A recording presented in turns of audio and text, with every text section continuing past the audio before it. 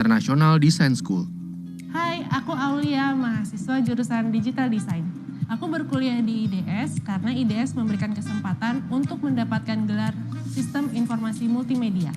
Setelah berkuliah selama 20 bulan, aku dapat memilih untuk melanjutkan kuliahku dan mendapatkan gelar Bachelor di Australia. IDS memiliki pathway program di GMC Academy dan Griffith University.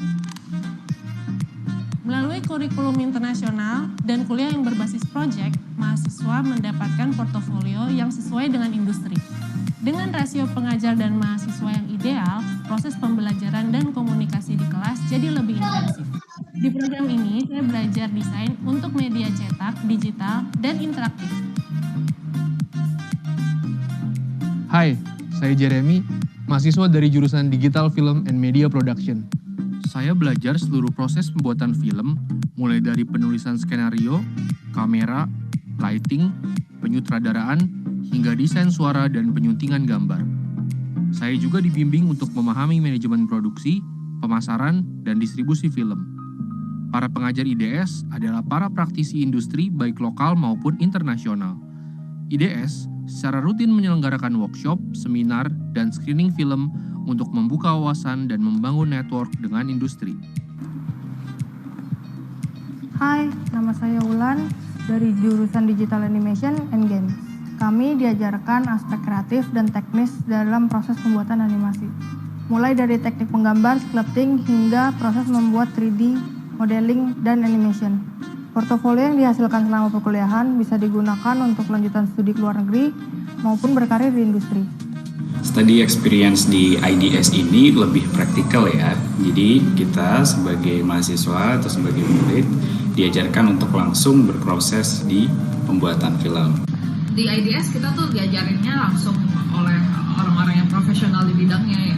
Dia emang expert di bidang desain dan juga animasi. Jadi kita banyak banget dapat insight-insight dari dosen yang bahkan setelah kita lulus tuh kepake banget ketika kita bekerja ataupun bikin usaha kreatif sendiri. Aku paling suka tuh pas kita studio production satu angkatan bersama-sama, itu benar-benar kita diuji kesabarannya, kekompakannya, dan ilmu-ilmu yang kita pelajarin sebelumnya tuh benar-benar diuji di situ karena kita membuat satu acara yang memang harus jadi dengan deadline yang lumayan sempit. Studio Production merupakan proyek kolaborasi seluruh mahasiswa dari jurusan desain, animasi, dan film. Karya ini sepenuhnya diproduksi oleh mahasiswa, mulai dari persiapan, produksi, eksibisi, hingga komersialisasinya. Untuk kesempatan magang dan networking di industri, IDS berkolaborasi dengan Ideosource Entertainment yang memproduksi beberapa film seperti Gundala dan Keluarga Cemara.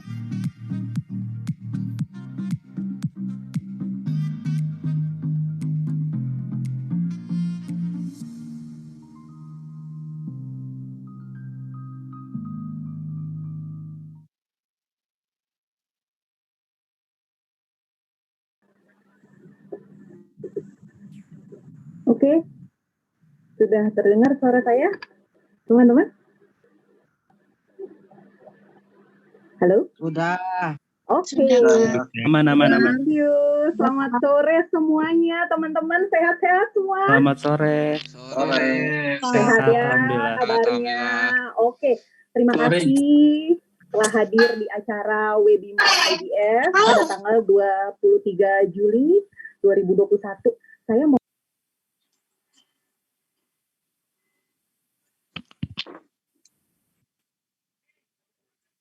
Suaranya mati, Kak.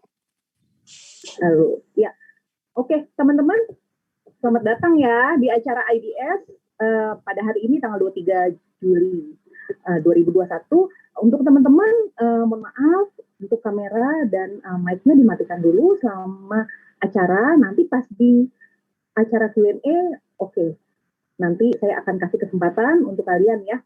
Selain kalian mengisi pertanyaan di kolom chat, nanti saya akan kasih satu orang kesempatan untuk open mic. Tapi nanti yang saya sebut ya. Oke teman-teman, hari ini temanya adalah pembuatan animasi 3D. Jadi buat teman-teman yang pernah nonton film animasi, yang mungkin yang namanya Luca, Baby Boss, Raya gitu, How to Train Your Dragon, Kalian pernah mikir nggak sih gimana sih bikinnya gitu, susah nggak sih gitu. Jadi untuk animasi itu ada tahapannya teman-teman, dari modeling dulu, terus animasi, terus rendering. Nah hari ini kita bersama Mas Bayu ya. Mas Bayu itu sebagai Autodesk Certified Professional dan dia juga sebagai seorang dosen di IDS. Kita akan belajar banyak dari Mas Bayu hari ini ya teman-teman. Jadi tolong jangan kemana-mana, kita stay sampai akhir untuk menyerap pelajarannya hari ini. Tapi sebelum ke acara, sebelum kita ke Mas Bayu, saya akan menjelaskan dulu mengenai IDS. Oke, ditunggu ya teman-teman.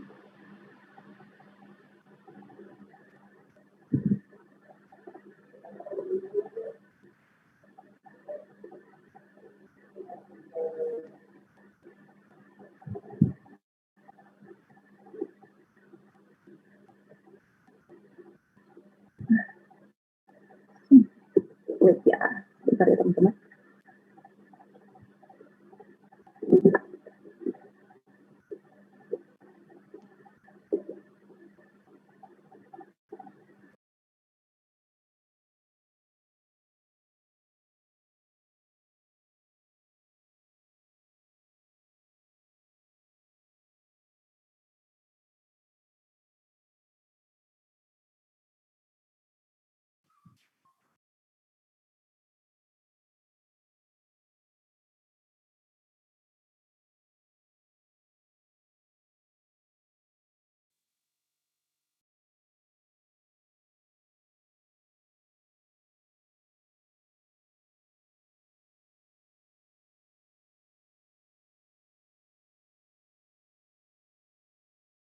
Ditunggu ya teman-teman.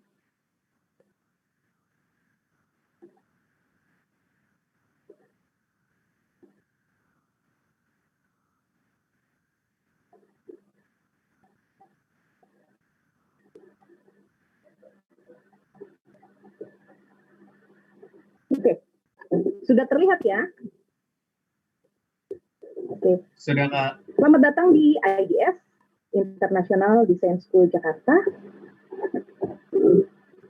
IDS mempunyai moto Transformation into Action ya, teman-teman. Jadi untuk teman-teman yang punya passion di bidang seni ya, baik desain, animasi atau film, kalian bisa join di IDS. Jadi ini saatnya transformation kalian menjadi action ya, nggak cuma sekedar hobi tapi bisa jadi jalan karir kalian nanti ke depannya. IDS didirikan pada tahun 2000 sebagai leader untuk sekolah kreatif jurusan desain, animasi, dan film. Dan IDS mempunyai pathway program di JMC Academy.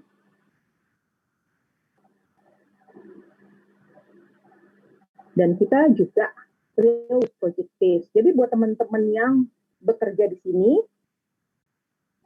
yang berkuliah di sini seolah-olah kalian tuh bekerja ya. Jadi memang lulusan IDS itu sudah siap masuk ke industri, sudah siap masuk ke dunia kerja. Jadi kalian nggak akan kalah dengan anak-anak dari sekolah lain yang memang dia ini ya full S1 ya, karena untuk jurusan kreatif kita kuliahnya hanya 20 bulan, tapi saya akan jelaskan nanti kalau kita tuh ada pathway yang tadi saya jelaskan ya, di lokal ataupun di Australia.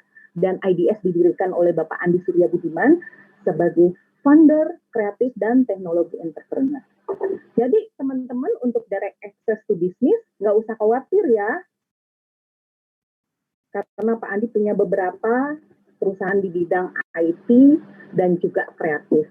Dan untuk dosennya sendiri adalah dari industri player ya teman-teman. Jadi orang-orang yang masih bekerja di bidang industri itu sendiri, tapi dia suka sharing knowledge-nya dia ke teman-teman ya. Dan kita 70% more practical. Jadi kuliah 20 bulan dengan 70% praktek. Nggak ada mata kuliah umum seperti matematik, bahasa Indonesia. Yang lain itu nggak ada ya teman-teman. Jadi teman-teman tuh fokus ya. Dan kita juga small class teaching. Sekelas itu sekitar 10 orang ya, satu jurusan. Jadi interaksinya kalian lebih enak nih dengan dosen ataupun dengan teman-teman semua pas lagi kerja kelompok ya, teman-teman. Oke. Berikut adalah program head-nya IDS. Untuk desain ada Evelyn Huang ya, dia juga sebagai kurator seni. Ada Romi Octaviansyah sebagai head program digital animation. Ada Aridina untuk digital film dan media production. Dan ini yang tadi saya bilang,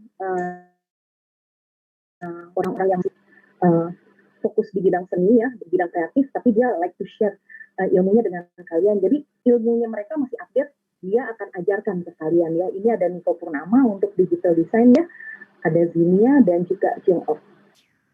Untuk animasi ada Bulit, jadi dia bekerja di games Need for Speed dan Cubist. Jadi kalau kalian yang pernah tahu games itu, ada Bulit di belakang games itu ya.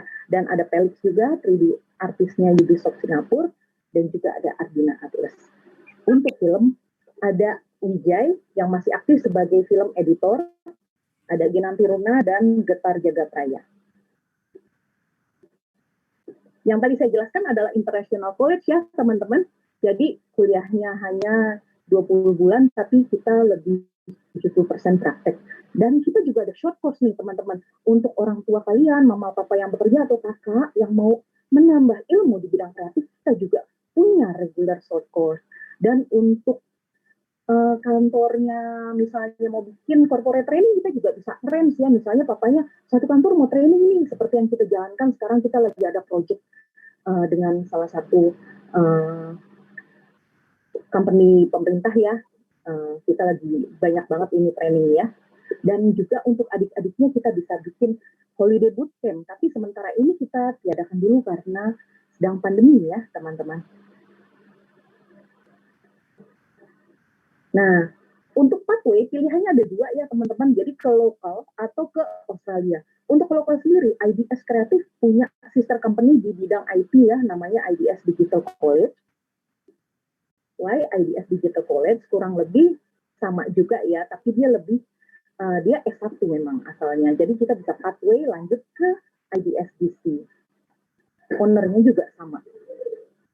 Untuk pathway, bila kalian mau pathway keluar ya, masuk di IDSDC itu ada pilihan ke salah satu universitas jurusan IT yang terbaik, yaitu College of Technology ya. Jurusannya ada 3, Mobile Apps and Game Development, Cyber Security, dan Software Engineering. Jadi buat teman-teman IDS Kreatif yang mau pathway, itu bisa ke lokal, yaitu ke IDSDC, 20 bulan di IDS Kreatif, plus 2 tahun di IDSDC untuk mendapatkan S1 Sarjana Komputer in Digital Media. Oke, selanjutnya,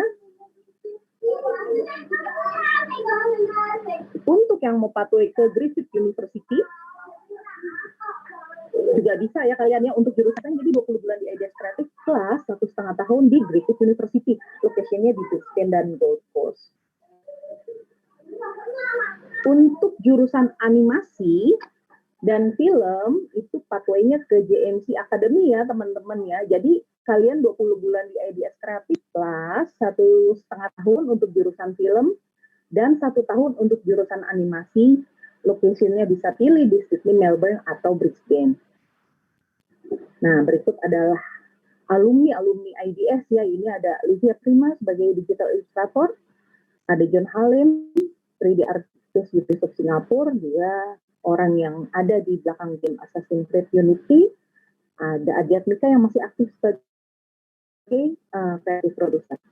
Ini aktiviti yang kita lakukan sebelum pandemi ya, kita adakan workshop, open house, tapi setelah pandemi kita mengadakan webinar seminggu 2 kali untuk IDS Kreatif dan seminggu 2 kali untuk IDSDC. Jadi buat teman-teman make sure ikutin semua webinar IDS karena kita bisa dapat ilmu gratis ya teman-teman.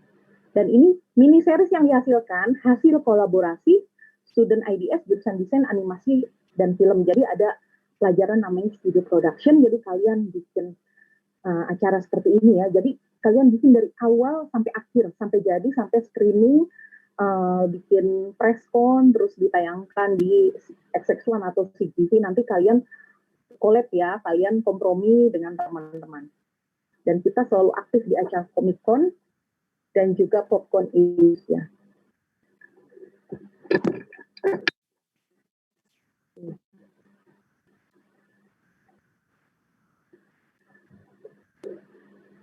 Dan juga kita selalu yang tadi saya bilang ya, ada preskon, ada popcon, dan juga nah ini beberapa alumni kita bekerja di perusahaan-perusahaan ternama seperti ini ya. Oke, yang tadi saya jelaskan Pak Andi merupakan pengusaha di bidang IT dan juga bidang kreatif. Ini adalah film yang diproduksi oleh Pak Andi karena dia punya Idea Force Entertainment sebagai perusahaan pembiayaan film, dan juga Paragon Pictures. Ini adalah film Gundala yang disutradarai oleh Joko Anwar. Ini Kulari ke Pantai, terus ada film Bebas, dan ada Keluarga Cemara dan Love is Blind ya. Oke, nanti saya akan cantumkan nomor handphone saya di chat box. Nanti teman-teman bisa tanya sekali lagi bila ada yang ingin masuk ke IDS, karena kita masih buka ya. Kita intake Agustus ya teman-teman ya. Yang masih galau belum dapat kampus silakan ya. Dan jangan lupa follow Instagram IDS, Twitter, dan juga Facebook ya teman-teman. Thank you ya. Nah ini next webinarnya hari Selasa, proses kreatif sutradara panjang, dan ini keren banget ini Lutfi Kuswandi, kalian mesti ikut ya. Dan juga untuk yang IT ya, pada hari Sabtu rancang bangun robot berbasis IoT. Kalian langsung daftar aja ya teman-teman. Thank you. Oke. Thank you teman-teman semuanya. Mas Bayu, apakah sudah ada di Zoom? Halo, sudah kedengaran? Sudah, Mas Bayu. Iya. Oke, silahkan Mas Bayu. Ya teman-teman, saya perkenalkan ini Mas Bayu. Silakan Mas, mau perkenalan dulu? Enggak, ceritain aja yang perlu. Boleh. Selamat sore semuanya, itu aja.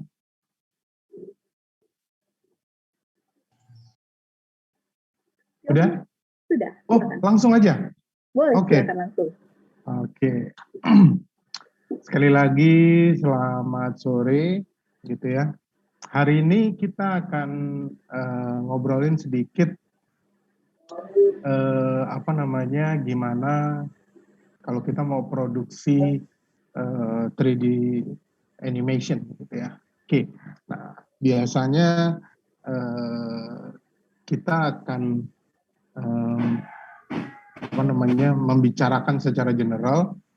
Biasanya dari keseluruhan itu yang paling penting adalah yang biasa disebut dengan pipeline atau alur kerja. Nah, hari ini kita akan ngobrolin sekitar pipeline atau alur kerja, gitu ya. Oke, saya coba share dulu.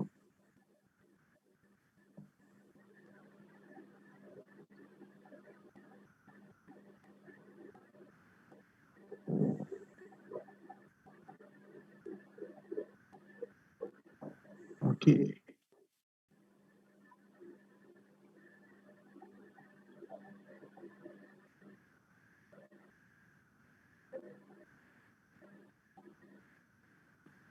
Oke, sudah kelihatan ya. Oke, hari ini production pipeline atau production pipeline brief, gitu ya, lebih pada alur kerja. Oke, seperti sebelum kita masuk, seperti kita ketahui, secara general, kalau mau buat film 3D itu harus dimodeling, gitu ya, terus dikasih warna, material dan tekstur, lalu di-animate, gitu ya, simpelnya, lalu di-render, terus diedit, simpelnya begitu. Tapi sebetulnya ada beberapa hal yang dalam step-step yang sebelum saya sebutin itu, ada beberapa yang memang harus diperhatikan, harus disiapkan juga sebagai support sesi-sesi yang barusan saya sebutkan, gitu ya. Oke, ini saya coba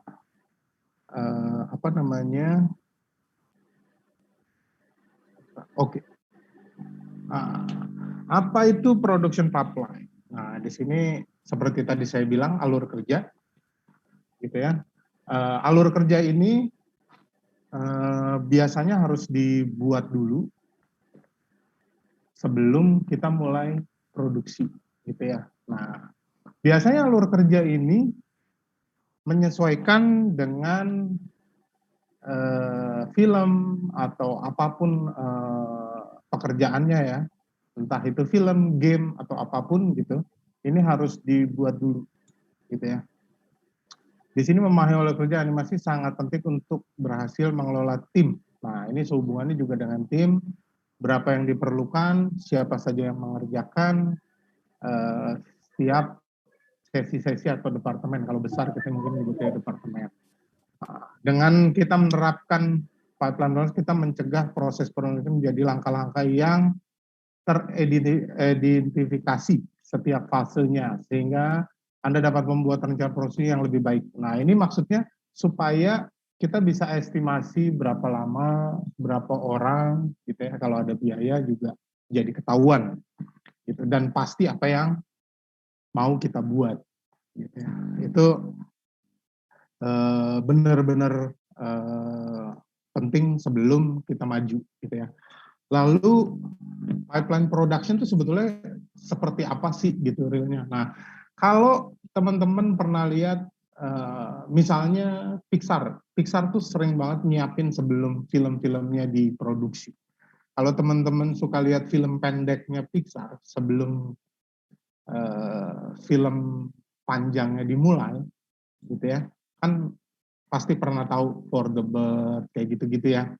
Terus apalagi ya, For the Bird, ada setiap Pixar mau buat film pasti dia mengawali dengan film pendek. Nah, sebetulnya film pendek itu dibuat untuk menguji pipeline-nya sudah benar atau belum. Jadi versi kecil bukan bukan hanya sekedar ceritanya aja, tapi segala elemen, departemen produksinya sudah siap belum? Alur kerjanya nanti seperti itu, gitu ya. Habis dari modeling ke tekstur ke animate yang harus dites apa aja, gitu ya. Berapa orang, siapa saja, itu sudah ditentukan di depan. Meskipun tidak menutup kemungkinan nanti di tengah jalan, oh kita perlu additional manpower katakanlah, harus nambah orang, gitu ya. Atau toolnya harus nambah, gitu. Itu tidak menutup kemungkinan bisa terjadi seperti itu, gitu ya. Oke, jadi kebanyakan mereka ngetes pipeline-nya dengan film pendek. Katakanlah berapa bulan, begitu oke, bolong-bolongnya gitu ya, ini harus pakai ini harus ditambah ini tambah ini. Begitu itu ketahuan semua, bisa di cover, langsung masuk produksi film panjang, gitu ya. Oke, next. Nah, kita langsung aja ya. Ini secara keseluruhan, teman-teman bisa lihat general production pipeline-nya itu seperti ini. Nah, ini dari sini aja kita sudah bisa melihat 3 kelompok besar. Nah, yang paling kiri, kalau kita lihat di sini, ini biasa disebut dengan pre-production, sebelum production, gitu ya. Lalu ada production yang di tengah, saya kasih kotak abu-abu, terus sebelah kanannya ini pasca. Oh, bukan, ini masih produksi, sampai terakhir ini mau rilis itu pasca produksi. Biasanya pasca produksi itu poster apa, teaser keluar, kapan dia harus keluar, gitu ya. Nah ini harus di-manage supaya bagus, sehingga begitu rilis, hype-nya sudah cukup, sehingga target penonton bisa tercapai. Gitu ya. Jangan sampai kita capek-capek, budgetnya sudah besar, terus penontonnya juga sedikit. Nah, apalagi sampai orang nggak tahu gitu ya ada film itu bahaya. Gitu ya. Oke. Nah, ini secara keseluruhan garis besar seperti ini. Nah, kalau kita lihat dari warnanya, bagian atas itu biasa kita sebut dengan hal-hal yang berbau teknikal gitu ya. Ya animasi pasti sangat kental dengan teknikal, tapi ada sisi departemen-departemen yang boleh dibilang kerjaannya memang berurusan dengan teknikal. Entah itu technical hardware atau technical software gitu ya. Pada studio-studio yang besar akan sangat memungkinkan softwarenya harus di-upgrade secara internal. Jadi ada plugin yang harus buat softwarenya buat tambahan supaya apapun yang menjadi kendala ya bisa tercover. Nah ini sehubungan dengan pipeline-nya. Kalau kita lihat ada technical research, technical director, advanced technical director, refining. Ini sebetulnya hal-hal segitu, gitu ya. Nah ini biasanya untuk menambah tool-tool yang dirasa bisa mempercepat, otomatis akan banyak membutuhkan programmer untuk menambah dan mempercepat. Gitu ya. Terus di bagian bawah, di pre-production-nya ada story, ada script, animation, board atau storyboard gitu ya, dan animatic gitu ya. Terus di bagian tengah itu ada yang namanya apa itu ya, layout, reel, animation, nah, terus masuk ke rendering gitu ya. Terus di bawah ada creative research di pre-production gitu ya. Terus desain karakter, props dan segala macam. Terus ada desain, final design, modeling, lighting, shader, texture, color, hal-hal seperti itu. Yang nanti semuanya akan ketemu pada waktu render gitu ya. Terus di bawah, nah ini yang biasanya memang agak terpisah sedikit, tapi sebetulnya yang enggak juga gitu ya. Kalau yang bagian atas, yang biru, abu-abu, dan hijau biasanya selalu dekat sekali dengan hubungannya secara visual atau gambar gitu ya. Nah bawah itu yang audio gitu ya. Di bawah ada voice guidance, sound design, sampai foley, terus final voice, scoring gitu ya. Mulai dari percakapannya sampai desain musiknya dan segala macam di cover oleh mereka gitu ya. Oke. Selanjutnya kita akan detail satu-satu. Nah, di sini pre-production. Di sini screen-nya saya sengaja buat di sebelah kiri skemanya, lalu sebelah kanan kita membahas per detailnya. Di sini story dan script, gitu ya. Otomatis selalu diawali dengan ide, gitu ya. Idenya pasti sudah punya riset sendiri. Cerita apa yang paling laku, cerita apa yang mau dibuat tren atau mau mengikuti tren, gitu ya. Itu udah pasti, gitu ya. Nah di sini story dan script ini adalah core dari film, udah pasti, gitu ya. Karya yang akan kita buat ini di sini, gitu ya. Nah yang kita mau buat apa kita tulis dulu ceritanya. Habis itu biasanya sih story pasti udah berapa step dari ide awal, terus dibuat cerita, lalu pasti ada beberapa kali refining, revisi. Biasanya kalau di film mana beberapa titik klimaksnya di mana, misalnya komedi lucu-lucunya harus disisipin di mana, gitu ya. Terus grafik seberapa lucu, seberapa mau naik intensitas kelucuannya. Itu pasti harus sudah dibangun dari cerita, gitu ya. Nah, begitu masuk ke skrip, ini udah masuk ke, boleh dibilang dialog. Ada di luar ruangan, ada di dalam ruangan, gitu ya. Lalu skripnya apa? Dialognya apa? Gitu ya. Jadi mulai dari ide, cerita, sampai skrip, itu harus final. Nah, ini kan semuanya dalam bentuk tulisan, gitu ya. Sesudah ini ada yang namanya animation board, atau kalau di film biasanya bilangnya storyboard. Nah, ini sebetulnya dua ini menjadi sangat penting. Kenapa? Karena story dan script Di sini kita melihat ini dalam bentuk tulisan, lalu nanti ada board, animation board, storyboard ini dalam bentuk gambar. Nah, yang terakhir-terakhir sekarang ini, supaya kita lebih clear, nggak ada salah-salah menafsirkan tulisan dan gambar, lalu dibuatlah animatic. Animatic itu sebetulnya seperti film, durasinya sudah benar, gitu ya. Terus beberapa sudah dimasukkan dialognya juga, gitu. Tapi biasanya animatic isinya tuh dari storyboard kebanyakan. Untuk beberapa yang jauh dan memungkinkan biasanya dibuat dengan simple, dengan animasi 3D yang simple biasanya, gitu ya.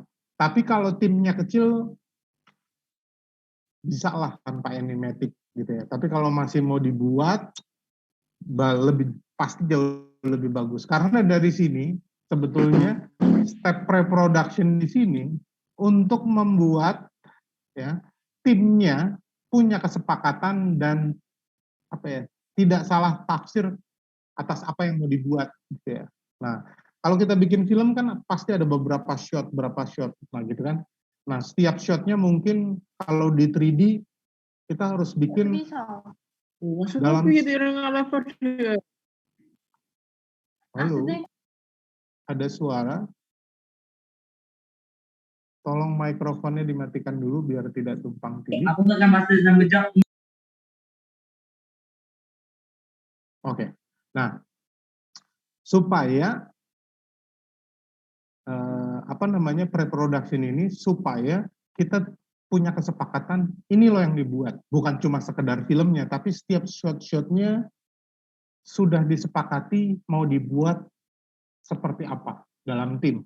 Mungkin kalau timnya sedikit mungkin kita bisa ngomong dan saling mengingatkan. Tapi kalau timnya sudah besar, katakanlah 20, 30, 50, akan susah. Untuk ketemu orang setiap saat juga mungkinan akan sulit, gitu kan. Jadi perlu ada sesuatu yang menjadi guidance, mulai dari tulisan, gambar, maupun video atau film yang lebih simpel. Itu tujuannya, gitu ya. Jadi ini menjadi penting ketika kita punya kesepakatan seperti apa filmnya atau setiap shot-shotnya mau kita buat, gitu ya. Supaya jangan tiba-tiba oh bagusnya begini, kacau, gitu ya. Kalau seperti itu. Itu. Kita lanjutin. Nah, di sini storyboard tadi kita udah bahas. Terus habis storyboard ada animatic, terus editorial phase 01 atau sesi yang pertama, gitu ya. Editorial di sini otomatis yang akan diedit setelah dari ide, cerita, storyboard, gitu kan. Terus animatic, dari situ begitu kelihatan semua, lalu kita mulai melakukan editing. Mana yang kurang bagus, yang mana harus intensitinya ditambah, intensity dikurangin. Editing pertama itu di sini. Entah itu di animaticnya, entah itu di storyboardnya, atau di skripnya, atau di ceritanya. Ini step pertama. Di sini saya kasih istilah editorial phase 01. 02-nya nanti begitu filmnya selesai.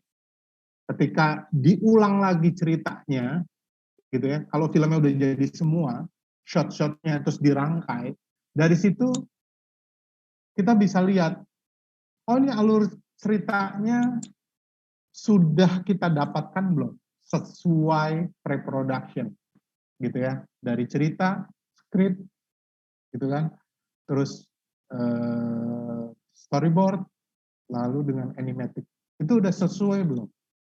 Harapan kita udah belum? Lucunya udah belum? Actionnya udah belum? Udah cukup belum? Sesuai yang kita mau, gitu ya. Itu editorial phase 02, gitu ya. Ini yang masih di pre-production. Kita lanjut. Nah, terus di sini ada visual development dan konsep. Ini mulai turun ya di bagian kotak-kotak yang hijau, gitu ya. Di sini visual development team, dan konsep art. Ini yang membuat guidance bukan sekedar ceritanya aja, tapi di sini kita mesti menentukan, oh ini tahunnya tahun kapan, terjadinya di kota mana, sehubungan dengan looks-nya. Oh ini ada di, misalnya di sebuah village di daerah Pasundan gitu. Otomatis desain-desainnya, bajunya, cara ngomongnya, semua harus bisa dilihat di dalam filmnya, gitu, ya. Jadi visual development dan konsep harus juga kuat. Kalau ditanya, ini perlu riset nggak? Pasti, gitu ya. Supaya jangan sampai bilangnya filmnya di Jawa Barat, terus tiba-tiba environment-nya berubah, gitu ya. Jadi nggak match, gitu ya. Oke, lanjut. Nah, habis itu previsualisasi. Nah, di sini previsualisasi atau previs biasanya juga disebut animatic, gitu ya. Ini mirip-mirip. Kalau previs itu biasanya untuk film-film live shoot, bukan animasi.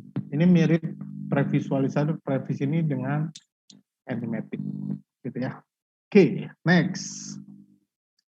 Oke, selanjutnya kita masuk ke production, gitu ya. Nah, di sini saya tuliskan modeler itu mengubah desain 2D menjadi 3D, gitu ya.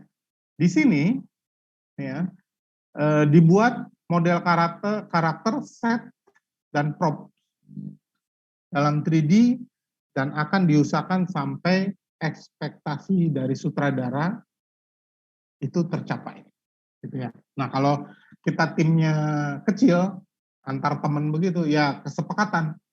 Ini udah cukup belum? Sesuai belum? Gitu. Ada yang mau ditambah, ada yang dikurangin atau apa?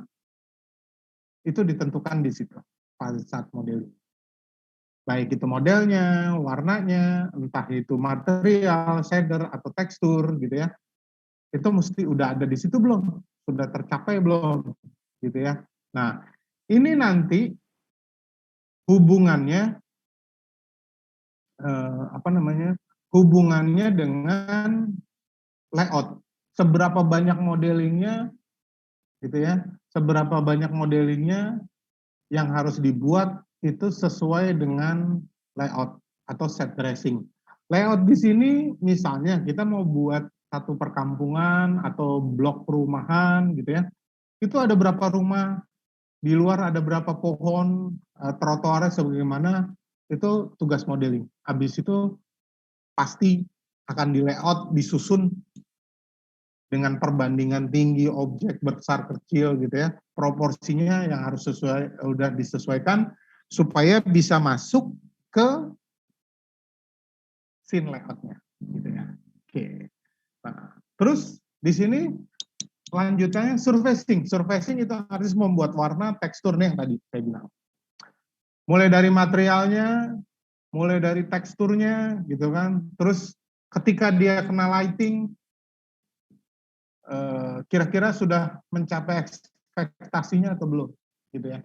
Kadang-kadang layoutnya sudah jadi, karakter kita taruh, kita kasih lighting, kita cek, ini oke nggak, gitu ya. Kira-kira oke nggak, gitu ya. Kalau udah oke, baru kita tarik keluar lagi, gitu ya. Baru lanjut ke setup. Di sini termasuk rigging dan skinning. Nah, di sini rigging, rigger meng-create join atau join skeleton di dalam modelnya. Habis itu melakukan skinning. Jadi kalau rigger itu ya membuat join, skeleton dan setupnya, gitu ya. Lalu dia melakukan skinning. Skinning itu menempelkan modelnya supaya mengikuti skeleton yang barusan sebelumnya dibuat, gitu ya. Skeleton atau join, gitu ya. Oke. Terus harus disiapkan pengontrolnya juga, gitu ya. Kontrolernya makin bagus, animasinya makin gampang, gitu ya. Tapi kalau kontrolernya nggak terlalu bagus, nanti animasinya biasanya jadi lebih sulit. Nah, controller di sini saya kasih contoh. Misal telapak tangan gitu ya, kan ada banyak joinnya ya. Biasanya sih mengikuti skeleton manusia. Kalau kita lihat setiap jari aja punya 3 skeleton atau 3 join gitu kan. Nah, pada saat dia mengepal gitu kan, pada saat dia mengepal, membuka jari, menunjuk gitu kan, ngasih jempol, itu gerakannya kalau tanpa controller, wah repot sekali. Bayangin aja kalau dia mau nunjuk gitu ya, jempolnya masuk ke tengah, 3 jari sisanya juga tergulung ke tengah ya, finger crawl-nya itu tergulung, lalu 3 join menunjuk ke depan. Kamu bayangin berapa join harus di animate. Nah, dengan adanya controller, kamu bikin satu slider sehingga beberapa join itu bisa dikontrol sama satu controller gitu ya, supaya dia langsung menunjuk. Katakanlah ini semi otomatis. Jadi nggak perlu tiap join digerakkan satu-satu gitu ya. Nah, selanjutnya setelah itu layout set dressing. Ini yang tadi saya bilang gitu ya. Begitu layout, misalnya ada 10 rumah posisinya dikasih, terus jalannya gitu ya. Terus kalau udah rumput, kita brush, misalnya pakai artisan, rumputnya sudah, terus misalnya kalau scene-nya malam, lampu jalan, kita buat lampu jalan, kasih set lighting di tiap titik-titik lampu jalannya, itu seperti itu, gitu ya. Oke, bentar ya. Ini saya coba beberapa sampel, saya mau kasih lihat. Ini ada beberapa, misalnya yang karakter. Nah, ini karakter-karakter seperti ini biasanya, ya, desainnya. Kalau yang awal kita ngomongin tadi desain dan segala macam, bentar, ini saya coba buka. Nah, ini untuk layout. Nah, ini seperti ini. Ya, ini kan digambar dulu posisinya dalam satu village. Ini kebetulan ditutup tembok, terus di dalamnya ada banyak perumahan, gitu ya. Terus selanjutnya sebentar, ini agak berat. Nah, ini set dressing, gitu ya. Ini kalau kita lihat ini untuk di Hobbit, kalau kita lihat rumahnya sudah banyak ditekstur, sementara ada beberapa elemen yang kecil-kecil masih ditambahkan. Ini kalau kita lihat warna merahnya, gitu ya. Terus lanjut lagi, ini karakter desainnya seperti ini. Nah, ini setelah didesain ini, kita perlu guidance untuk modeling biasanya. Nah, di sini biasanya disebut dengan karakter T-pose, gitu ya. Ini karakter modeling. Di sini ada, tadi saya sudah.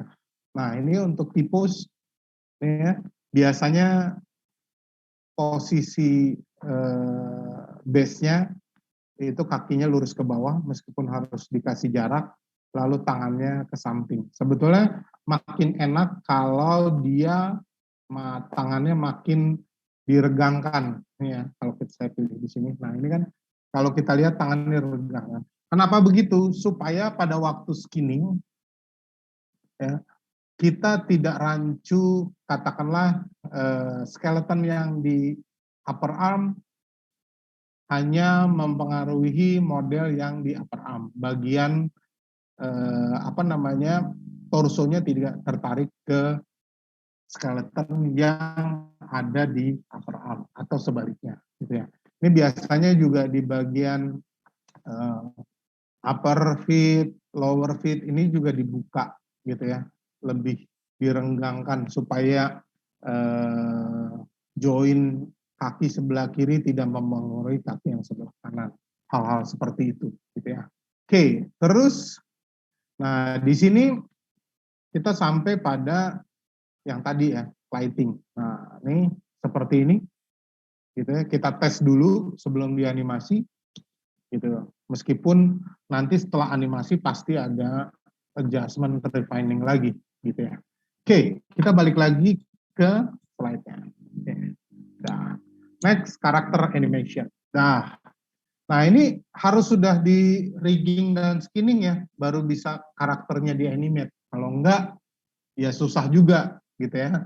Jadi setelah karakternya kita modeling, itu nggak bisa langsung digerakin. Kita nggak mungkin geser-geser titik-titik itu atau vertex-vertex itu directly, nggak mungkin gitu ya.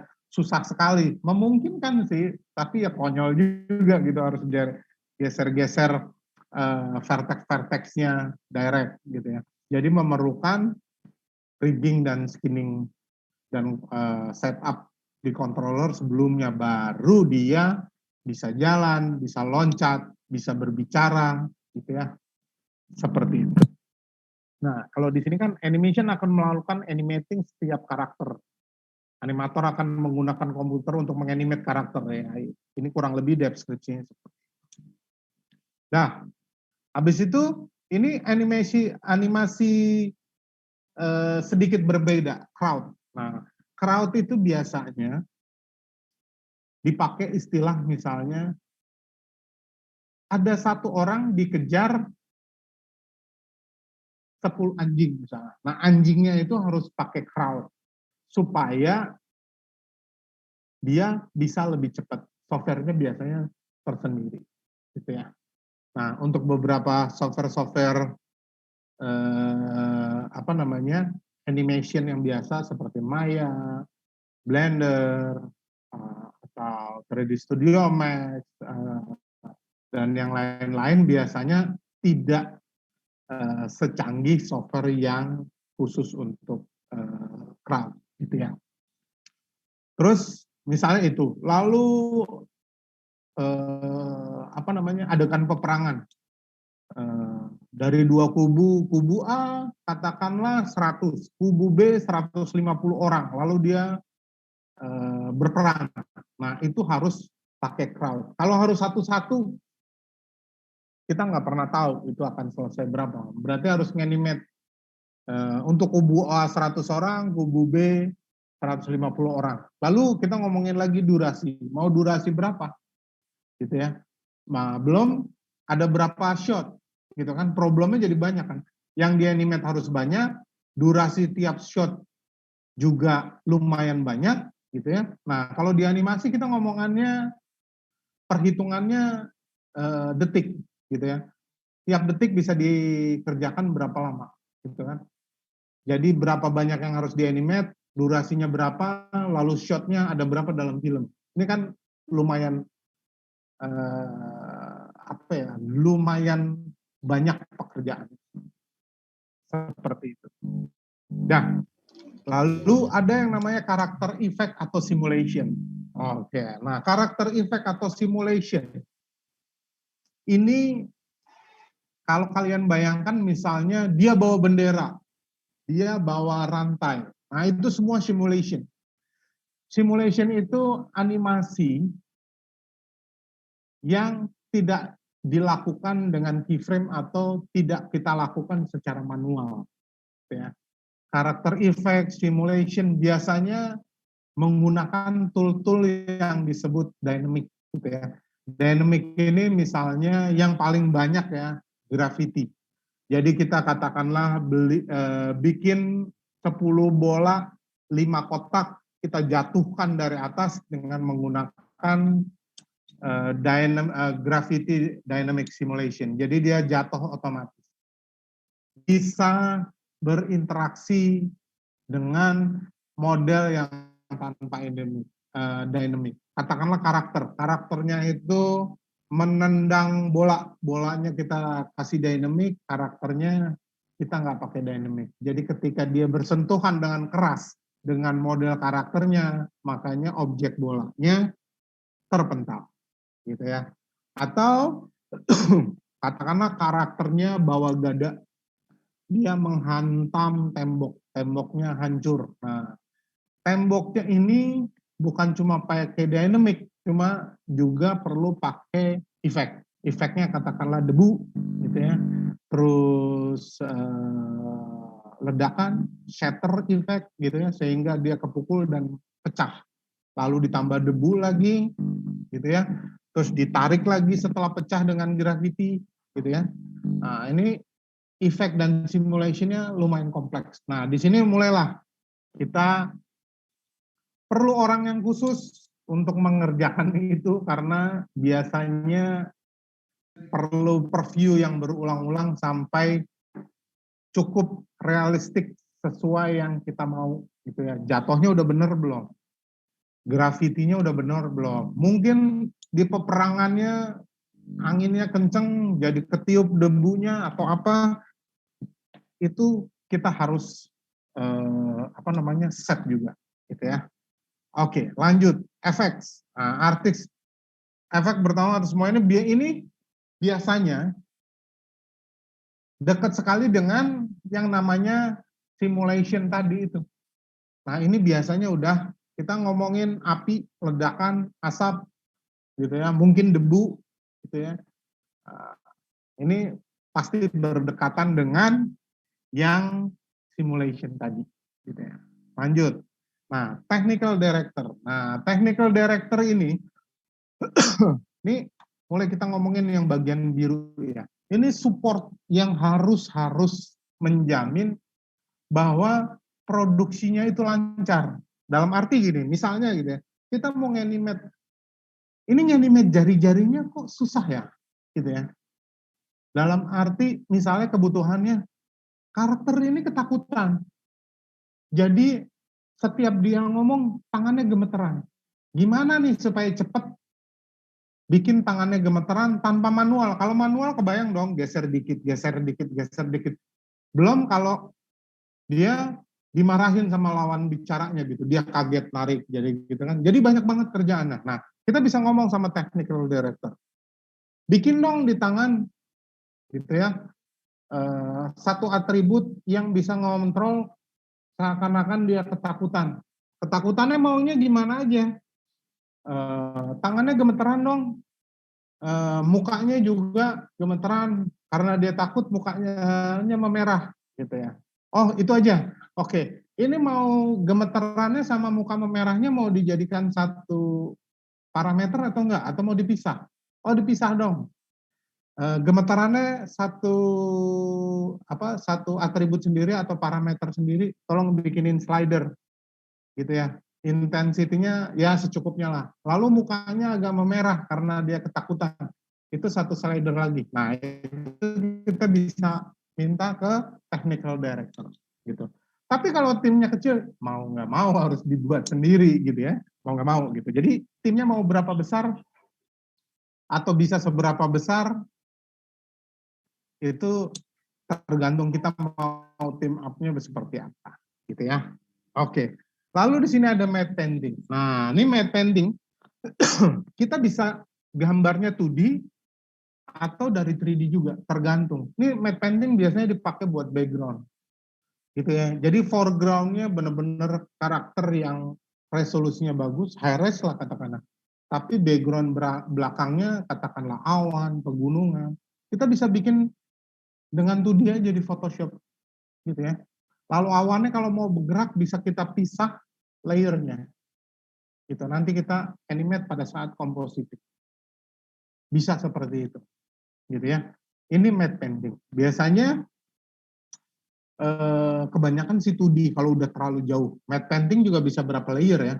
Misalnya ada 2 orang bicara di depan rumah, lalu di belakangnya danau, di belakangnya lagi gunung. Jadi ada berapa layer. Kalau udah layer paling belakang, gunung sama awan, udah itu dia aja, kita cari foto, kita touch up aja, itu bisa. Lalu rumahnya agak dekat, oke ini kita bisa bikin satu layer. Nah ya, rumahnya ini kita bikin di 3D aja, supaya perspektifnya bisa kelihatan, kan ya. Gunung sama langit pasti nggak terlalu banyak bergerak, mungkin digabung aja lah sama danau. Tapi rumah, kalau orangnya ngobrol sambil jalan, otomatis perspektifnya akan kelihatan gitu ya. Seakan-akan rumahnya juga ikut bergerak gitu ya, karena pengaruh perspektif Jadi itu bisa dipisah dengan matte painting. Gitu ya. Oke, next. Lagi. Nah, sesudah itu lighting. Gitu ya. Meskipun kita udah cek di belakang, sesudah itu setiap shot-shotnya atau setiap scene dengan shot-shot yang kita buat dengan kamera, cek lagi lightingnya. Moodnya udah dapet belum? Gitu ya. Bahwa ini malam-malam, misalnya romantis, agak warm, gitu kan, yellowish, atau agak menakutkan, kita kasih bluish, dingin, menyeramkan, misalnya di gudang-gudang, itu mesti dipastiin, gitu ya. Begitu itu oke, lock, langsung simpan, gitu ya. Oke, terus selanjutnya compositing. Nah, sebelum kita ke editing, masing-masing shot itu kita kompos lagi, kompos dulu. Kalau tadi kan kita materinya banyak pisah nih, ada matte painting buat background jauh, terus ada matte painting untuk background yang agak dekat seperti rumah, lalu foregroundnya karakter-karakter utamanya, misalnya lagi fighting, lagi ngobrol drama, gitu kan? Itu hal-hal yang kayak begitu kita kompos semua dijadikan satu, gitu ya. Kita adjust lagi warnanya. Sesuai nggak yang kita mau? Apa itu drama atau lagi perang, banyak bakar-bakar gitu kan? Lightingnya berubah dong, banyak api. Atau romance gitu ya, agak warm gitu kan? Atau komedi yang agak bright gitu. Itu semua mesti dipasin di compositing gitu ya. Dan selanjutnya lagi, nah ini musik dan sound design. Nah ini sebetulnya musik dan sound design sudah bisa kita buat ketika animatic di pre-production awal itu sudah jadi, gitu ya. Nah nanti di editing itu biasanya kita buat satu track dari animatic, gitu ya, kita taruh di track pertama, gitu ya. Ini simpelnya aja ya, di track pertama kita taruh materi animatic, gitu ya. Lalu di bagian atasnya animasi yang sudah jadi dengan lighting correct, animation correct, gitu ya, color correct, di compositing gitu udah oke, kita taruh di track di atasnya potongannya. Sehingga dari situ kita bisa estimasi dalam 1 bulan atau 2 bulan, sebetulnya kita udah selesai berapa persen sih, atau berapa persen in progress, sisanya berapa lama. Kita bisa prediksi, gitu ya. Itu nanti di tracknya begitu. Lalu di atasnya lagi mungkin audio. Audio yang sudah di-adjust dari animatic, terus setiap shotnya sudah bisa dibuat lagi setelah disesuaikan dengan animasi finalnya, kita bisa masukin lagi di situ. Sehingga berapa persen progresnya kita bisa tahu, gitu ya. Nah, oke, selanjutnya editorial phase 2. Nih, ini yang tadi saya bilang. Waktu kita ngedit pertama, cerita dan bagaimana cerita, terus script, animatic, gitu ya. Itu udah selesai kita edit, kita maksimalin lagi di sini, gitu ya. Editorial yang pertama warna kita nggak bisa, gitu kan. Tapi di sini bisa. Audio mungkin belum terlalu bagus, di sini kita bisa, gitu ya. Background kita bisa tambahin di sini, moodnya kita bisa tambahin di sini. Misalnya kalau horor makin serem, musiknya makin beda, gitu kan. Nah, terus kalau komedi makin lucu, musiknya makin beda, intensitinya kita bisa tambahin terus di phase yang kedua ini. Lalu kita bisa lihat juga alur ceritanya gimana, udah oke belum, klimaksnya udah dapat belum, di durasi kesekian, udah dapat belum komedinya, horornya udah dapat belum, jump scare-nya berulang-ulang kita udah dapat belum, space di situ yang kita mau dapetin, gitu ya. Seperti itu. Nah, habis itu color grading. Ini terakhir nih, color grading. Nah, color grading itu biasanya secara keseluruhan, gitu ya. Nah, terutama kalau mau masuk ke pita seluloid. Pita seluloid itu kalau mau ke bioskop. Tapi sekarang bioskop sekarang tuh udah digital. Biasanya materinya habis dari seluloid didigitalin lagi. Baru masuk ke bioskop. Gitu ya. Kalau dulu kan masih pakai pita roll film yang gede itu. Kalau sekarang bioskop sekarang kayaknya sih udah banyak yang digital gitu ya. Nah, dari situ di step ini color grading itu jadi penting banget gitu ya. Supaya warnanya siap untuk media yang kita mau presentasikan. Kalau sekedar di YouTube ya mungkin nggak terlalu ya, kita grading aja pakai ini komputer di rumah. Tapi kalau sudah ke bioskop gitu ya, warnanya 16 warna di bioskop misalnya 16 juta atau 16.000 rupa gitu ya. Kalau di YouTube kan kita sama lah kayak Photoshop gitu ya, 8 bit gitu kan. Kalau di bioskop harusnya bisa sampai 16 bit gitu ya. Nah, itu butuh processing yang khusus pada waktu color grading gitu ya. Dan mesin color gradingnya juga harus khusus gitu ya. Oke, selanjutnya.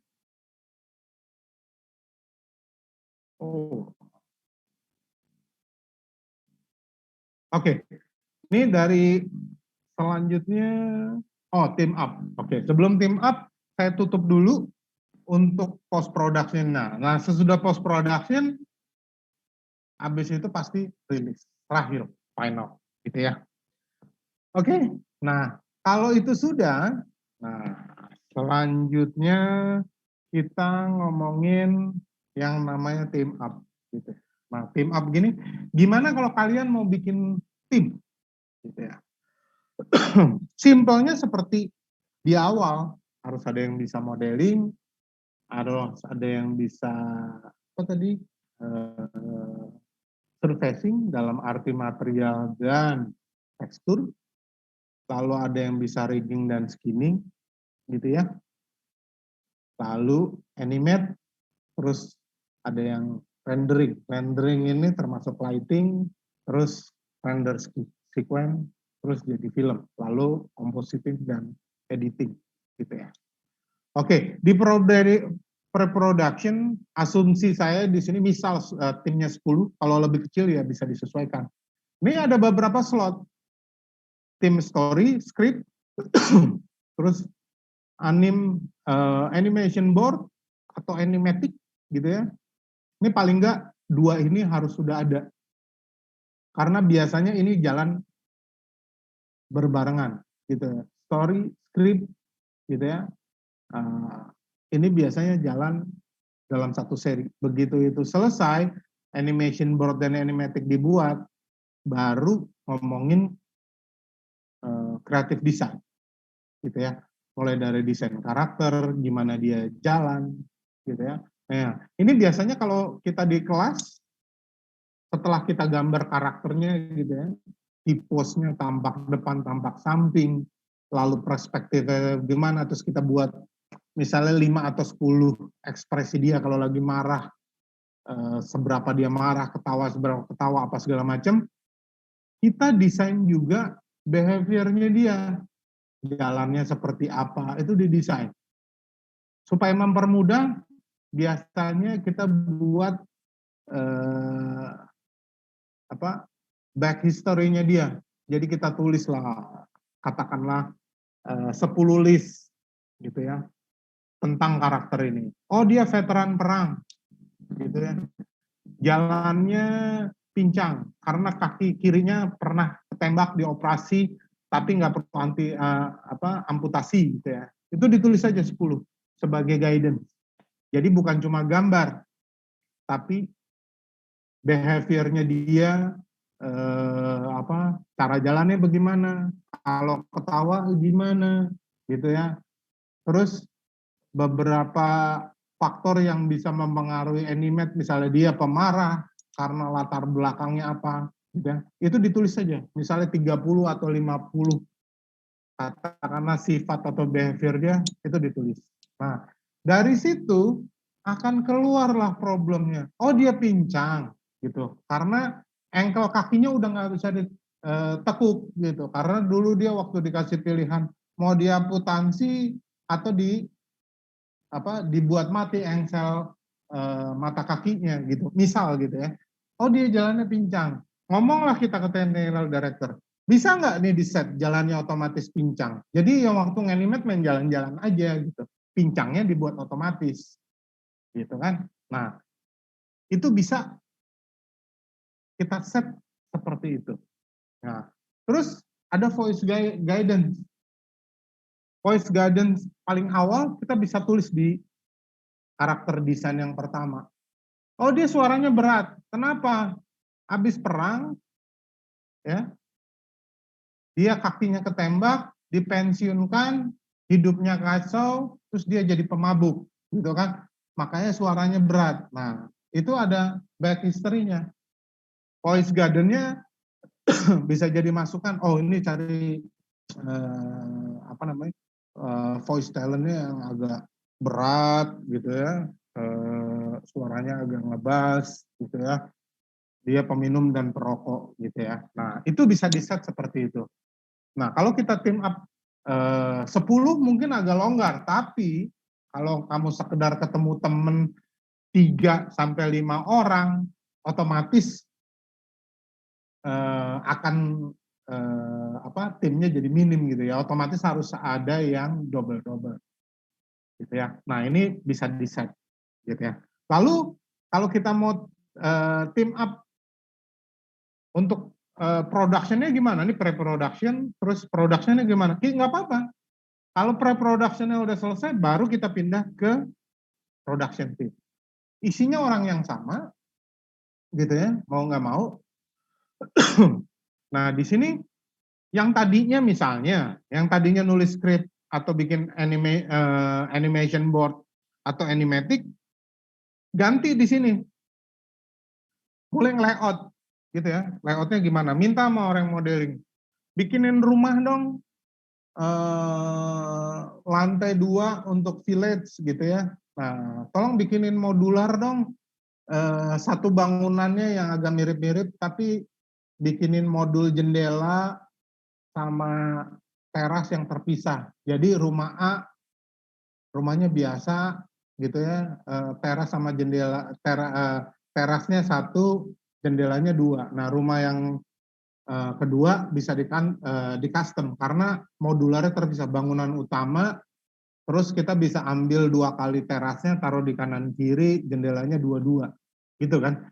Jadi bisa begitu waktu nge-layout, gitu ya. Terus minta sama modeler, bikinin 5 pohon dong, pohon-pohon perumahan, gitu kan. Apa itu pohon jambu, pohon cemara, gitu ya. Nanti kita tambahin di depan rumahnya, kita layout, gitu ya. Masing-masing bisa beda-beda. Itu akan mempercepat layout dan set dressing, gitu ya. Bikinnya sistemnya modular. Jadi sama modeler harus di-manage, punya model bank atau istilahnya aset gitu. Asetnya dikelompok, bikin aja pakai folder, dikelompok-kelompokin. Oh, ini pohon. Tapi skalanya udah pas ya. Ini orang, gitu kan. Ini rumah, gitu kan. Ini pagar depan, gitu. Ini pohon-pohon. Nah, itu dikelompokin. Nah, untuk orang yang layout sama set dressing nanti tinggal ngambil tempel-tempelin aja, gitu kan. Dan habis itu dari modeler udah pasti tekstur, habis create model, karakter setup, gitu ya. Nah, ini nanti kalau udah di model, udah tekstur, langsung dikasih masukin ke dalam aset atau model bank atau folder-folder yang tadi itu, sehingga yang melakukan layout atau set dressing udah enak aja, Kalau ada yang kurang bisa order lagi gitu ya. Nah, kalau udah terus sound design. Nah, kira-kira nih background soundnya seperti apa nih kalau perumahannya kayak gini, village-nya kayak gini. Ada di perkotaan yang kumuh, apa modern, atau di pegunungan, sound design udah bisa mulai bekerja. Nah, kalau itu udah, layout udah, set dressing udah, nah ini tergantung seberapa kompleks ya. Nah, kalau itu modelnya kompleks banget, biasanya kita harus buat yang namanya proxy object sama high-res object. Pada waktu animator mau animate supaya dia nggak berat, high-res objectnya bisa kita hide. Nah, proxy-nya yang lebih simple hanya sebagai guidance gitu ya, menganimate di antara environment-nya itu, di village-nya lah, apa di pegunungan, perkotaan, animator jadi lebih ringan gitu ya. Nah, setelah di animate, kita buatlah preview. Kalau di Maya mungkin kita nyebutnya Playblast gitu ya. Playblast itu kan versi rough banget gitu ya. Nah, itu kasihlah ke volley artis. Ini orangnya lari gitu ya. Terus dia lompat pagar, jatuh di tumpukan kayu-kayu. Nah, ini volley mulai kerja. Dia jatuh di tumpukan kayu-kayu. Suaranya seperti apa? Waktu lari itu seperti apa? Kalau kalian ngelihat video dari behind the scene satu film, kan sering tuh. Kamu search aja lah movie volley artist gitu ya.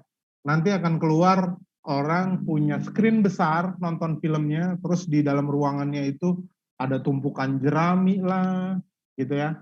Terus ada orangnya tangannya ditutup pakai sepatu terus diketuk-ketuk seakan-akan jalan, terus direkam, itu volley gitu ya. Nah, sambil dia nonton, sambil dia merekam. Nah, begitu volley sudah, sound design tadi, background sound udah, lalu final voice, VO istilahnya, voice over gitu ya. Kalau tadi di awal kita sebagai guidance, ini realnya. Nah, ini sih biasanya antar teman-teman kita aja kalau timnya kecil, small team gitu ya. Kalau besar pasti dia dikerjakan di departemen terpisah gitu ya. Nah, lagi-lagi kalau 10 ya mungkin bisa bagi kerjaan. Tapi kalau kita sekedar teman dekat, 3 atau 5 orang pasti akan ngerjainnya bergantian. Konsekuensi juga waktu pengerjaan pasti jadi lebih lama. Habis itu post production team. Nah, ini mulai dari render di sini ya, sequencer tuh nyusun. Kalau tadi aset bank model gitu, taruh dalam folder pohon sendiri, rumah sendiri, terus bikin modeler jendela, pagar, apa itu dalam folder-folder. Nah, setelah di render ya, dikasih lighting udah oke, animasinya udah, terus di render. Nah, sequencer itu yang memanage hasil render yang dikelompok-kelompokkan sesuai dengan shot-shotnya gitu ya. Nah, kalau cuma beauty pass, ini istilahnya beauty pass. Beauty pass itu render sekali jadi gitu ya. Satu kali render, shotnya selesai. Tapi kalau kita pakai misalnya matte painting, background belakangnya terpisah, ini terpisah, itu perlu sequencer banget. Gitu ya. Dalam satu folder, di dalamnya ada folder lagi.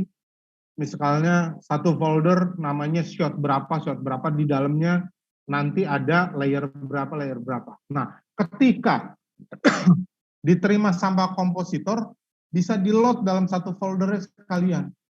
Lalu dia keluar dalam bentuk sekuen-sekuen. Nah, sekuen-sekuensi itu sama kompositor tinggal ditarik aja dalam bentuk layer. Gitu ya. Nah, sequencer itu juga harus memeriksa durasinya harus sama. Kalau enggak kacau dong. Gitu ya. FPS-nya juga diperhatiin. Jangan sampai 125, 124, terus tiba-tiba ada yang 60 atau berapa, itu mesti diperhatiin. Durasi diperhatiin gitu ya. Jadi sama. Jadi waktu kompositor ngeload, durasi sudah sama semua. Jadi lebih gampang. Nah, begitu di compositing sudah diurutkan layernya, warnanya sudah diperbaiki, di-upgrade, refining, adjust, sama kompositor akan dirender ulang lagi. Begitu dirender ulang lagi, baru dikasih ke editor. Gitu ya. Nah, begitu dikasih ke editor, gitu. Kalau tadi ingat, editor itu punya track pertama yang animatic, di atas itu progress animation, gitu. Setelah render, setelah dikompos, dia masukin satu-satu shot-shotnya.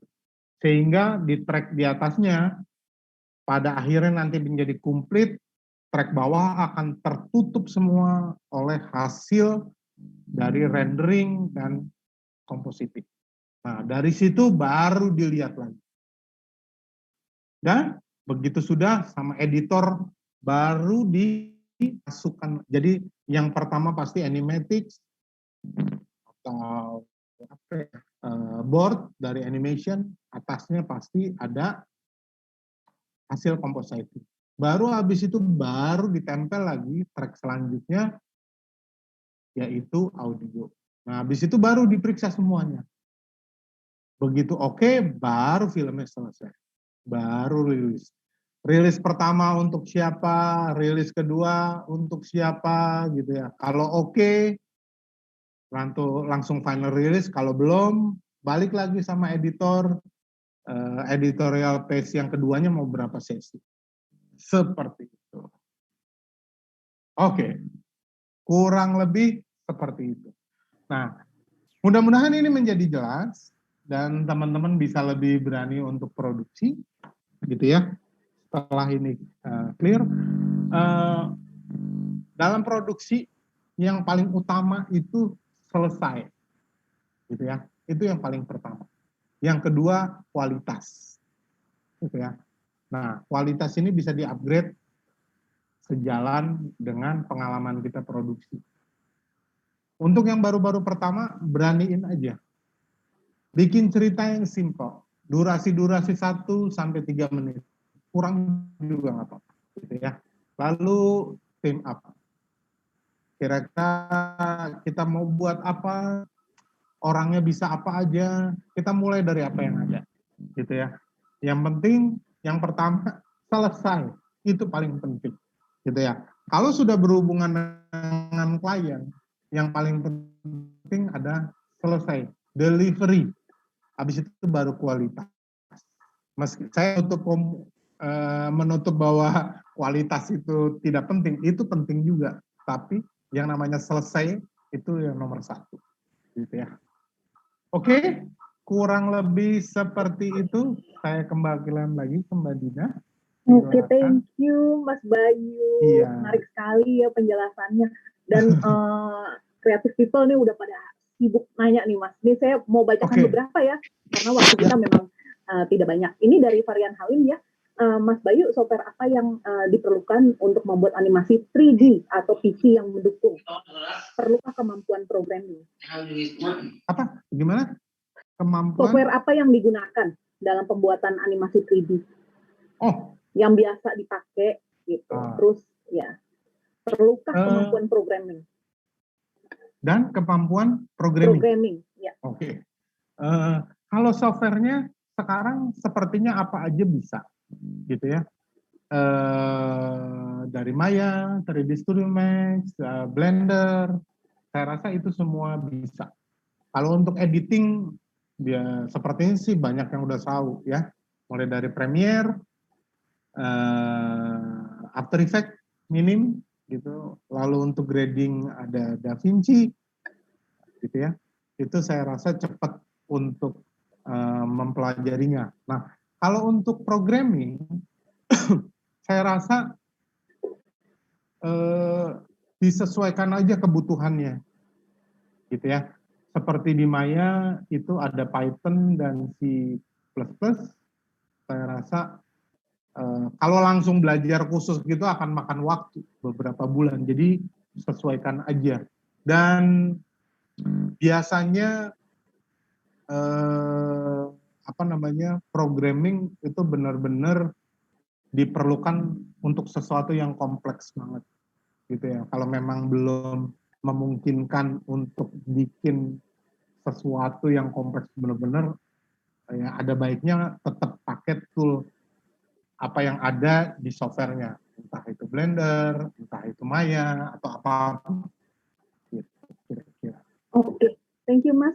Next dari Nabil Muhammad, dia mau bertanya nih, mengapa rata-rata PH ya, production house yang kecil ataupun besar berbentuk studio, mereka menggunakan software Maya daripada Blender atau kamera 4D untuk positing. Oh, oke. Ya. Mungkin karena industri perfilman biasanya di Hollywood gitu ya, memakai Maya gitu. Jadi biasanya untuk menghindari yang pertama risiko kalau ada kesulitan technical support atau apa, jadi lebih gampang gitu. Kalau kita ngehubungin ke softwarenya kan, kadang-kadang kalau kita masih pakai student gitu kan, mungkin nggak dapat prioritas. Tapi kalau kita ke forum diskusi, biasanya sih jadi lebih mudah. Nah, gitu ya. Jadi software-software seperti Maya atau yang lainnya juga gitu ya, di mana supportnya entah forum atau official supportnya ada, itu pasti akan jadi memudahkan. Oke. Seperti di IDS juga belajar pakai Maya juga, Mas? Iya, di IDS pakai Maya. Iya, karena kita memang fokusnya ke industri ya. Jadi teman-teman yang belajar di IDS nih emang sudah siap masuk ke industri animasi nanti ya, teman-teman. Oke. Next ya, Mas.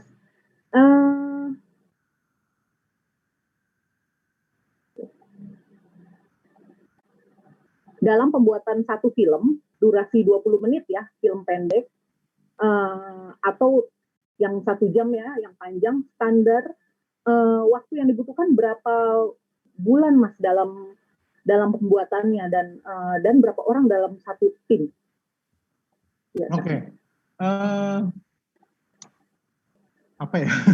Kalau di IDS ya, setiap sebelum kita selesai, pasti ada yang namanya final project. Nah, di IDS itu final project-nya biasanya antara 1 sampai 3 gitu ya. Itu kita kerjakan sekitar 3 bulan sendiri gitu ya. Biasanya yang 5 itu istimewa.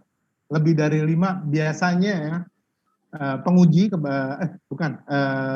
pembimbing, karena saya membimbing proyek akhir juga, biasanya tidak kita sarankan. Balik lagi, karena kita mau proyek itu yang pertama selesai, habis itu kualitas, bagus atau tidaknya.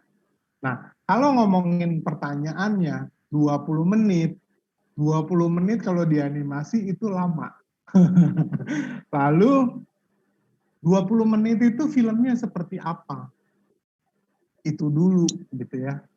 Kalau melibatkan 2 karakter, mungkin bisa bulanan, hitungannya 3 atau 4 bulan. Tapi kalau udah melibatkan environment lebih dari 5 rumah, lalu karakternya 10, kayaknya lumayan cukup lama gitu ya. Terus kalau ditanya, gimana film yang durasi panjang gitu ya, gitu, yang film 1 jam sampai 1,5 jam atau 2 jam gitu ya. Nah, misalnya kalau kayak di Pixar itu di-push harus selesai rata-rata 3,5 tahun, tapi kan jumlah orangnya ratusan gitu ya, ratusan, disupport dengan banyak programmer, jadi sangat-sangat lancar gitu ya. Nah, Untuk sehubungan dengan misalnya kita mau buat, kalau 20 menit, saya saranin sih enggak, gitu ya. Saya saranin bikin animasi, misalnya komedi situasi gitu ya, dengan durasi 3 menit, gitu ya, personal, sendiri, atau tim kecil di bawah 3 orang, itu mungkin bisa 3 bulan, dengan hasil yang lumayan, gitu ya, karakternya misalnya 2 atau 3, seperti itu kira-kira.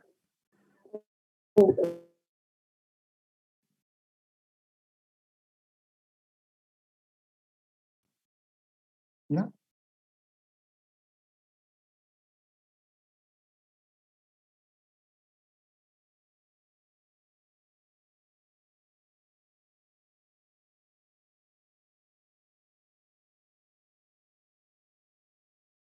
Halo, tersendat.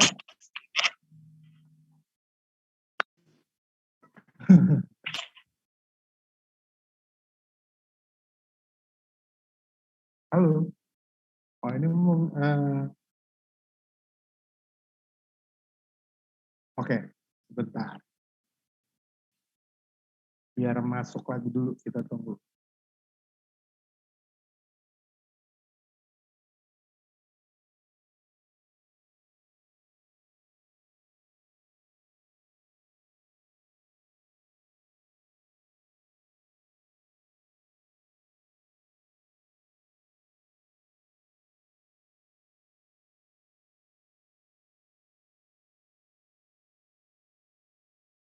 Ya.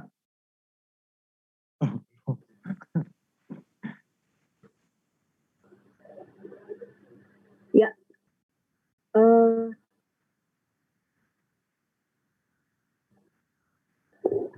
tadi sudah terdengar ya Mas ya? Ini udah terdengar lagi. Iya, tadi hal sepele yang dilupakan animator gitu dalam produksi itu apa aja? Ya, gimana? Hal sepele yang sering dilupakan animator dalam proses produksi pembuatan film animasi itu apa aja? Oh, hal-hal yang sepele yang sering dilupakan. Biasanya kalau di awal-awal pre-production-nya, biasanya banyak yang malas ngerjain. Gitu. Lalu waktu modeling, jadi ya karena nggak ada guidance-nya, jadi suka apa ya, oh kalau ditambahin ini bagus kali ya, ini tambahin, lalu nggak selesai-selesai. Akhirnya modelingnya aja jadi berhari-hari, bahkan berminggu-minggu atau berbulan-bulan. Gitu. Lalu yang kedua biasanya riset. Riset itu simple aja sih. Misalnya kita mau belajar menganimate jalan. Gitu ya. Risetnya simple aja. Kita rekam aja. Gitu ya. Teman kita jalan, kita rekam. Gitu ya. Nah, kita mulai ngitung aja apa namanya durasi kaki pertama sampai kaki kedua melangkah, satu langkah itu butuh berapa, diangkat berapa tinggi. Hal-hal yang seperti itu yang membuat sebetulnya mempercepat, mempermudah dan membuat kita lebih bagus referensi itu. Kira-kira 2 hal itu aja sih. Yang pertama pre-production, yang kedua riset. Simple riset aja kira-kira itu. Oke.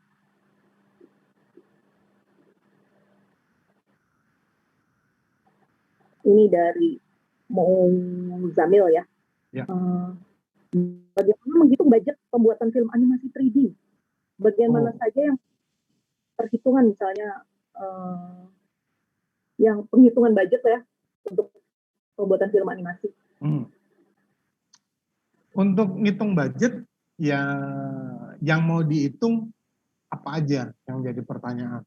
Sekarang mau sekedar bikin portfolio atau showreel atau ini untuk klien gitu ya. Nah, sekarang yang membedakan yang perlu dihitung mungkin yang paling utama ya manpower. Kita mau dibayar sehari untuk ngerjain itu berapa? Itu sih. Yang kedua yang pasti listrik. kalau untuk komersial ya. Kalau untuk sekedar portfolio biasanya listrik suka diacuhin gitu ya. Nah terus kalau itu sudah, kalau untuk produksi kita bisa ajukan istilahnya jadi manpower, listrik minimal ya. Lalu itu mau dihargai berapa, dalam arti kita punya untung berapa. Nah, saya sarankan biasanya manpower itu dihitung terpisah dari keuntungan. Manpower itu kita dibayar karena kita sedang kerja. Keuntungan itu dibedakan lagi. Memang sih ini budgetnya menjadi tinggi, gitu ya. Nah, ini juga jangan sampai ya kita jadi rugi juga, gitu ya. Nah, tapi kalau teman-teman bilang ini baru awal-awal kita mau promosi atau apa, oh ya bebas aja sih kalau mau itu. Apa yang dipotong misalnya, untungnya dipotong dulu, yang penting manpower-nya ada, lalu listrik, gitu ya. Kadang-kadang listrik kalau kita ngerjain di rumah, kebanyakan kan pasti dibebanin sama orang tua, betul nggak? Gitu kan. Jadi yang dihitung cuma manpower-nya aja, gitu kan. Sekedar masuk uang ke tabungan aja. Tapi saran saya mulai itu diperhitungkan. Karena pada suatu saat produksinya harus dihitung real, tidak di dalam rumah, manpower-nya berapa, lalu kelebihan keuntungannya berapa. Kurang lebih 3 elemen itu aja yang paling penting gitu ya. Nah, beda lagi kalau tiba-tiba tim kita nggak punya efek artis gitu, atau karakter efek atau apa yang rumit-rumit, simulation gitu, dan klien minta. Ya mau nggak mau budget itu harus ditambahkan sebagai additional manpower karena tim kita nggak punya. Seperti itu. Oke. Ya. Thank you, Mas. Dari Muhammad Riza, dalam proses rendering, perkiraan waktu yang dibutuhkan kira-kira berapa lama ya, Mas?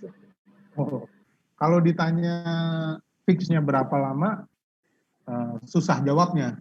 Nah, tapi yang mungkin bisa jadi perhitungan gini. Yang pertama itu jumlah poligon. Meskipun objeknya kecil, tapi kalau jumlah poligonnya banyak, itu kalkulasinya juga jadi berat. Gitu ya. Lalu kedua, tekstur yang dibawa sama modelnya. Gitu ya, bukan gambarnya seperti apa, tapi resolusi teksturnya seberapa tinggi gitu, atau berapa dpi, 300, 600 gitu ya, terus dimensinya berapa kali berapa gitu ya, gitu. Terus yang ketiga, lighting gitu ya, poligonnya tinggi, lightingnya banyak, atau feature lightingnya pakai yang bagus, gitu ya, itu akan juga memperberat. Lalu yang terakhir efek, gitu ya. Efeknya yang mau dipakai apa? Air, api, gas, dynamic, gitu ya. Nah ini dynamic biasanya jarang orang hitung. Orang hitung langsung ke rendering. Dynamic itu lumayan berat ngitungnya, dan itu terpisah kalkulasinya dengan rendering. Ketika kita mau preview aja ya, kita habis ngerjain dynamic terus kita mau lihat, itu kalkulasinya juga sudah berat, gitu ya. Kadang bisa bikin mati komputer kalau udah terlalu kompleks, gitu ya. Nah, untuk rendering yang pasti yang tadi itu, jumlah poligon, tekstur yang dibawa, dimensi dan resolusinya, habis itu lighting, gitu ya, habis itu simulation. Simulation itu beratnya 2 kali, preview dan pada waktu rendering juga, karena harus dikalkulasi ulang. Kira-kira seperti itu. Oke, ini dari Ahmad Kelani. bagaimana cara membuat animate rigging, tapi dengan gerakan kita misalnya perubahan ekspresi wajah tanpa menggunakan hardware khusus, bisa nggak seperti itu? Ya bisa, gitu. Lagi-lagi saya mensarankan riset, gitu. Misalnya dia karakternya mau sambil ngomong, gitu ya, terus sambil tertawa, gitu ya. Biar kita nggak bingung, animate-nya gimana sih orang ngomong, gitu ya, menyebutkan nama misalnya, gitu. Ngomong menyebutkan nama sambil tersenyum. Kita kan kadang-kadang bingung ya, gitu ya. Nah, kita akan gampang ketika kita punya reference. Jadi, jangan males-males bikin reference, gitu ya. Tinggal di-shoot aja muka sendiri, kayak habis ngaca gitu, menyebutkan apa yang kita mau animate, lalu ekspresinya seperti apa, senyum kah, sedih kah, gitu ya. Itu ditampilin aja pada waktu ngerekam. Nah, biasanya waktu kita mau animate ekspresi, itu videonya di screen kita taruh di samping gitu ya. Terus kita majuin pelan-pelan frame-nya berbarengan dengan referensinya, kapan dia senyum, kapan dia kembali normal, gimana bentuk pipi, gitu ya, gimana bentuk bibirnya, gimana gerakan matanya. Sebelum kita menjadi terbiasa, lebih baik dan akan membuat lebih cepat kalau kita ngikutin reference yang udah kita buat. Seperti itu. Ini last question ya, teman-teman, karena waktunya sudah ini. Oke, dari Bagas Prakoso,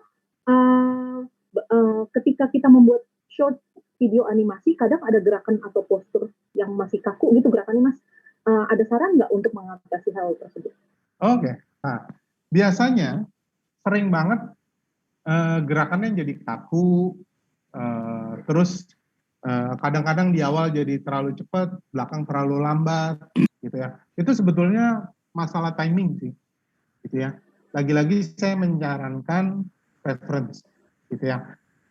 Itu yang pertama. Dicontoh aja referensinya. Itu yang pertama. Yang kedua, ini masalah technical, gitu ya. Waktu di animasi, ya, secara teknikal yang perlu diperhatikan itu keyframe. Yang pertama, timing keyframe-nya sudah benar atau belum? Itu yang pertama. Yang kedua, curve-nya. Saya nggak tahu seberapa familiar dengan keyframe dan curve-nya. Curve itu in between antar keyframe. Tengah-tengahnya itu kan pasti ada curve-nya, gitu kan ya.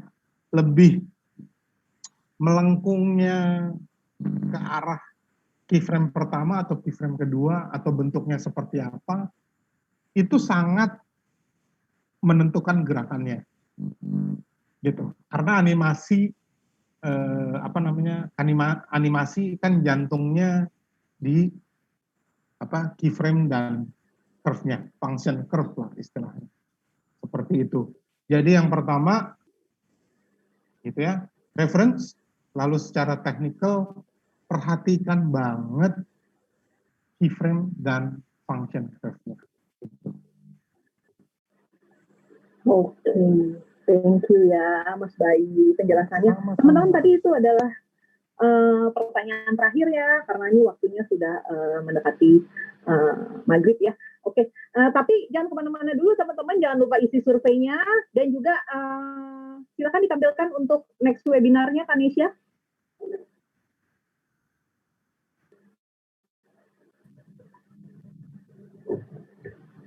Oke, untuk hari Selasa webinar film ya, proses kreatif sutradara film panjang ini by Lutfi Kuswandi. Dia masih muda, karyanya bagus-bagus banget ya teman-teman, itu keren banget. Oke, hari Selasa kalian langsung daftar aja, register.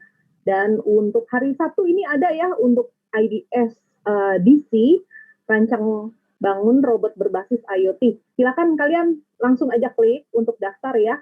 Oke, terima kasih Kanesha. Jangan lupa kalau ada pertanyaan mengenai IDS, saya sudah tinggalkan nomor handphone saya di situ ya. Mas Bayu, terima kasih banyak. Hari ini saya yakin teman-teman juga banyak dapat insight yang bagus ya. Jadi hari ini sebenarnya pertanyaannya banyak banget Mas. Tapi karena waktu kita harus pilih-pilih ya gitu.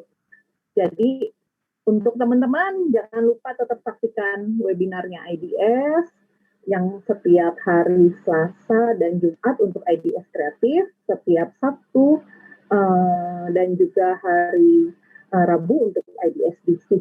Mas Bayu, terima kasih banyak. Kalian kalau mau lebih lanjut lagi, belajar sama Mas Bayu di IDS, oke? Ya, kita masih buka pendaftaran. Nanti ketemu Mas Bayu terus ya Mas Bayu ya. Mau nanya apa aja, bisa ya. Oke, teman-teman terima kasih banyak, Mas Bayu terima kasih banyak. Juga teman-teman terima kasih banyak, Mas Bayu jaga kesehatan ya. Teman-teman juga jaga kesehatan. Sampai bertemu lagi kita di webinar IDS selanjutnya. Oke, terima kasih. Selamat sore. Selamat sore, terima kasih.